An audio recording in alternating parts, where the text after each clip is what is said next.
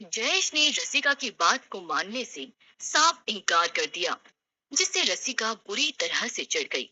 फिर वो जयेश को घूरते हुए बोली, अगर नहीं करना है तो फिर फैला देती हूँ ये खबर हर जगह। ये कहकर रसिका ने अपना फोन निकाला ही था कि तभी जयेश ने कहा, रुको रसिका, मैं मैं करता हूँ। लेकिन तुम ये सब क्यों कर रही हो मेरे साथ? उसके सवाल का जवाब ना तो रसिका ने दिया और ना ही कार्तिक ने। अपनी नजर नीचे किए हुए जयेश ने शर्ट उतारी तो रसिका अपना सैंडल आगे करते हुए बोली, अच्छी तरह से साफ होना चाहिए जयेश, चिंता मत करो, मैं तुम्हें पूरे पैसे दूंगी। जयेश मजबूर होकर उसकी सैंडल की तरफ बढ़ा और उसे साफ करने लगा, जिसे देखकर रसिका और कार्तिक ठाके मारकर हंसने लगे। और तभी कार्तिक ने जयेश की नजरों से बचाकर दूर से ही उसकी सैंडल साफ करते हुए फोटो खींच ली। कुछ देर बाद जयेश उसकी सैंडल साफ करके उठ गया और सर झुकाकर बोला, देखो, तुमने जैसा कहा था मैंने वैसा किया, प्लीज इस बारे में किसी को कुछ मत बताना। उसकी बात सुनकर कार्तिक और रसिका खिलखिलाकर हंसने लगे। तभी रसिका ने अपने पर्स से 500 के 4 नोट निकाले और जयेश के ऊपर मारते हुए कहा, ये लो, तुम्हारे पैकेट का दाम और टिप, तुम्हारी औकात से ज्यादा ही है, नौकरी जाने के बाद कहाँ भीख मांगते फिरोगे? फिर रसिका ने पैसे वहां फेंक कर उसके मुंह पर ही दरवाजा बंद कर दिया। मायूस होकर जयेश अपनी बेइज्जती के बाद वहां से निकला ही था कि उसकी नजर एक शराब के ठेके पर पड़ी। वो बिना कुछ सोचे समझे सीधे अंदर चला गया। उसे देखते ही दुकान वाला बोला, हाँ भाई, क्या चाहिए? पैसे है तुम्हारे पास? जयेश ने तुरंत अपनी जेब में हाथ डालकर देखा तो उसे पता चला कि उसके पास पैसे ही नहीं है। वो, वो पैसे?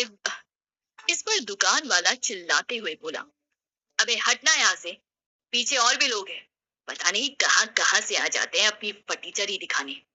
जेब में दम नहीं, हम किसी से कम नहीं। दुकान वाले की बात सुनकर ठेके के अंदर मौजूद लोग जयेश पर हंसने लगे। तभी अचानक किसी औरत की आवाज गूंज उठी, जो मांग रहा है ये दे दो इसे, फिर हम भर देंगे। वैसे भी ये कल बहुत अमीर आदमी बनने वाला है। ये सुनते ही सभी लोग हैरानी से उस आवाज की ओर मुड़े तो उन्होंने पाया कि ठेके के बाहर लाल रंग की बड़ी सी लग्जरी कार खड़ी थी और अंदर एक बेहद ही खूबसूरत औरत बैठी थी। वहां मौजूद मर्दों की नजर उस पर ठहर सी गई। तभी ब्लैक साड़ी पहने और आंखों पर काला चश्मा लगाए वो औरत ठेके के अंदर आने लगी। उसे देखकर सभी का मुंह खुला का खुला रह गया। ये वही मेट्रो वाली औरत थी जिसने जयेश से कहा था कि जल्द ही उसका सब कुछ बर्बाद हो जाएगा। उसे देखकर एक शराबी आह भरते हुए बोला, क्या कमाल लग रही है भाई, लेकिन ये है कौन? उसकी बात सुनकर दूसरे ने उसे कोहनी मारते हुए कहा, कौन है ये छोड़, ये सोच कि इतने मर्दों के बीच इस गंदे ठेके पर इतनी खूबसूरत औरत क्या करने आई है। अब तक वो औरत सभी को इग्नोर करते हुए अंदर आ गई थी। अपने होठों से सीटी बजाते हुए जैसे ही वो जयेश के सामने पहुंची तो उस औरत को देखकर जयेश हक्का बक्का सा रह गया। उधर ठेके के अंदर मौजूद लोग अपना मुंह खोले कभी जयेश को देख रहे थे तो कभी उस औरत को देख रहे थे। और जयेश एक बार फिर चमेली की उसी मदहोश कर देने वाली खुशबू में खो गया था। तभी वो औरत जयेश के पास पहुंचकर बोली, जयेश, पहचाना हमें? जयेश उसे यहाँ देखकर हड़बड़ाते हुए बोला, "तु, तुम यहाँ?" जवाब में उस औरत ने कहा, अब तक तो पता चल ही गया होगा कि हमने सच कहा था। बात करनी है हमें तुमसे, बाहर आओ। ना चाहते हुए भी जयेश के कदम उस औरत के पीछे पीछे बढ़ गए। वो अपनी कार के पास पहुंचकर पलटी, फिर जयेश को मुस्कुरा कर देखने लगी। हैरानी में डूबे जयेश के मुंह से निकला, कौन है आप और मेरे बारे में कैसे जानती हैं? फिर उस औरत ने हंसते हुए कहा, हम तुम्हें तुम्हारी मुश्किलों से बाहर निकालने आए हैं। तुम्हारे पास इतना पैसा होगा कि तुम जो भी चीज चाहोगे वो तुम्हारी होगी। लेकिन ये सब पाने के लिए तुम्हें हमारी वही बात माननी होगी। जयेश हकलाते हुए बोला। ले, लेकिन जयेश के इतना कहते ही उस औरत ने उसके हाथ में एक अजीब सी मूर्ति रखते हुए कहा, बस इसको तुम्हें अपने पास रखना होगा, तुम्हारी किस्मत बदल जाएगी। ये एक नगर वधू की मूर्ति है।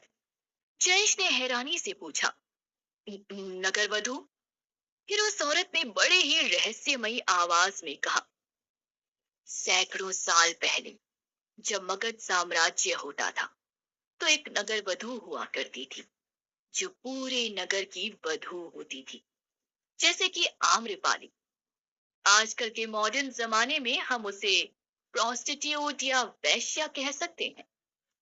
इस पर जयेश ने वो मूर्ति उसे वापस देते हुए कहा, जी, तो इस मूर्ति का मैं क्या करूं? मुझे माफ कीजिए। इतना कहकर जयेश वहां से जाने लगा तो वो औरत बोली, जयेश, ये मूर्ति खास क्यों है? ये तुम्हारे बैग में पड़े लेटर में लिखा है, और अगर उस लिखी हुई बात को तुम मानोगे तो फिर देखना क्या होगा। ये सुनते ही जयेश ने हैरान होकर अपने कंधे पर टंगे बैग को खोला। जब उसने अंदर देखा तो वो एकदम हैरानी से बोला, ये ये कैसे पॉसिबल है? मेरे बैग में सच में एक लेटर है, पर पर ये मेरे बैग में कैसे आया? जयेश ने एक नजर उस औरत को घूरा, फिर लेटर निकाल कर पढ़ने लगा।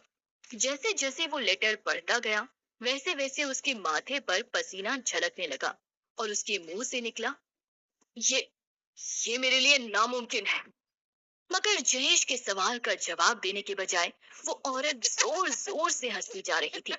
जो बात लेटर में लिखी थी उस पर यकीन करना और उसे मानना जयेश के लिए असंभव था। वो हैरानी से उस मिस्ट्री वुमन की तरफ देखते हुए बोला, आप मुझसे ये सब क्यों चाहती हैं? मैं नहीं जानता, मगर मैं ये सब बिल्कुल भी नहीं करने वाला। इतना कहकर जयेश ने बाइक स्टार्ट की और वहां से जाने लगा। तभी उस औरत की आवाज जयेश के कान में गूंजी, अच्छी तरह से सोच लो, अपनी किस्मत बदलने का इससे अच्छा मौका फिर नहीं मिलेगा। जवाब में जयेश परेशान होकर बोला, कुछ नहीं होने वाला आपके इस बहकावे से। मेरी बीवी ने मुझे छोड़ दिया, मेरी नौकरी चली गई, लोग मेरा मजाक बनाते हैं, मेरी कोई वैल्यू नहीं है। अरे इससे अच्छा होता कि मैं गायब ही हो जाता। जयेश ने जैसे ही इतना कहा तो उस औरत के चेहरे पर एक मुस्कान आ गई। गायब होना? पक्का तुम यही चाहते हो? जयेश ने इरिटेट होकर कहा। अरे हाँ बोला तो, अब बकवास बंद कीजिए अपनी। उस औरत ने हंसते हुए कहा, घर जाओ जयेश, जल्द ही तुम्हें सच्चाई पता चलने वाली है। उसके इतना कहते ही जयेश ने पलटकर उस औरत की तरफ देखा तो अगले ही पल वो हैरान रह गया, क्योंकि वो औरत अपनी जगह से गायब हो चुकी थी। अब तो उसे वो औरत अजीब ही नहीं बल्कि रहस्यमयी भी लग रही थी। अरे कहाँ गई ये? अभी तो यही थी। जयेश तुरंत उसकी जगह पर गया और नजरें घुमाकर आसपास देखने लगा। तभी उसे नीचे एक तस्वीर गिरी हुई दिखी जो उस औरत के पास से गिर गई थी। जयेश हैरानी से उसे देखने लगा क्योंकि वो तस्वीर खुद जयेश की थी। वो हैरानी से बोला, मेरी तस्वीर इसके पास? ये कैसे हो सकता है? और ये मैं कैसे कपड़ों में हूँ? ऐसे कपड़े तो लोग आज से सैकड़ों साल पहले पहनते थे। बहुत सोचने के बाद भी जब जयेश को कुछ भी समझ नहीं आया तो वो उस औरत की बात को इग्नोर करके कुछ देर में वहां से निकलकर अपने रूम पर पहुंच गया। सामने देखा तो उसका दोस्त निहाल अंदर बैठा अपने दोस्तों के साथ ताश खेल रहा था। जब वो अंदर जाने लगा तो निहाल ने कहा, यार ये जयेश भी ना जाने कहाँ रह गया, कब से मैं उसका वेट कर रहा हूँ। इस बात पर जयेश हैरानी से उन सबको देखने लगा। क्योंकि वो सबके सामने ही खड़ा था। तभी निहाल के एक दोस्त ने कहा, हाँ पता है तुझे उसके साथ कहीं जाना है, थोड़ा वेट कर ले, वो बस आता ही होगा। जयेश शॉक्ड होकर सोचने लगा, ये सब कैसी बातें कर रहे हैं, मैं तो इनके सामने ही हूँ। इतना कहकर जयेश ने अपने पीछे लगे शीशे पर देखा तो वो और भी ज्यादा चौंक गया, क्योंकि आईने में वो नजर ही नहीं आ रहा था। ये ये क्या हो गया, मैं इस आईने में दिख क्यों नहीं रहा हूँ? जयेश को समझ नहीं आ रहा था कि उसके साथ क्या हो रहा है, वो गायब कैसे हो सकता है। तभी उसे वो बात याद आ गई जो उसने उस अनजान औरत के सामने कही थी, मेरी कोई वैल्यू नहीं है, अरे इससे तो अच्छा होता कि मैं गायब ही हो जाता। और इसी बात पर वो औरत मुस्कुरा दी थी।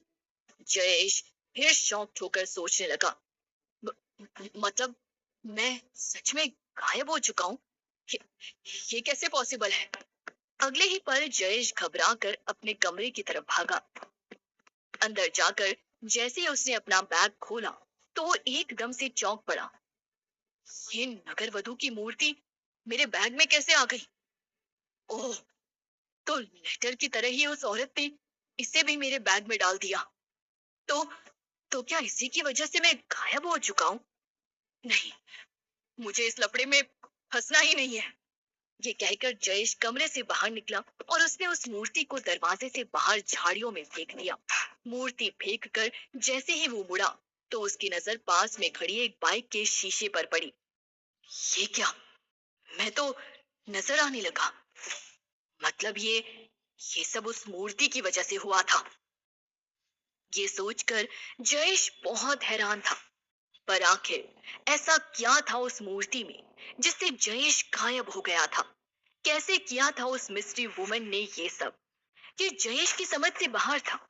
ये सोचते हुए जयेश तो वहां से चला गया, पर वो नहीं जानता था कि दूर खड़ी वही औरत जयेश और उस मूर्ति को बड़े गौर से देख रही थी। जयेश के अंदर जाते ही वो बोली, बस इतने में ही घबरा गए जयेश? ये तो सिर्फ शुरुआत है, जल्द ही तुम्हारी जिंदगी में ऐसे कई मोड़ आने वाले हैं।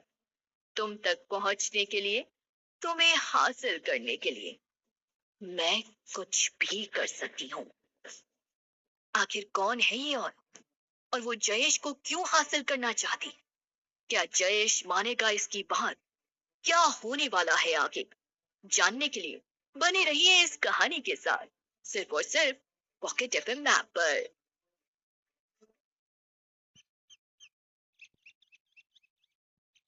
आखिर ऐसा क्या था उस मूर्ति में जिससे जयेश गायब हो गया था? कैसे किया था उस मिस्ट्री वुमन ने ये सब? ये जयेश की समझ से बाहर था। उस औरत की आंखों में कुछ तो था, जैसे वो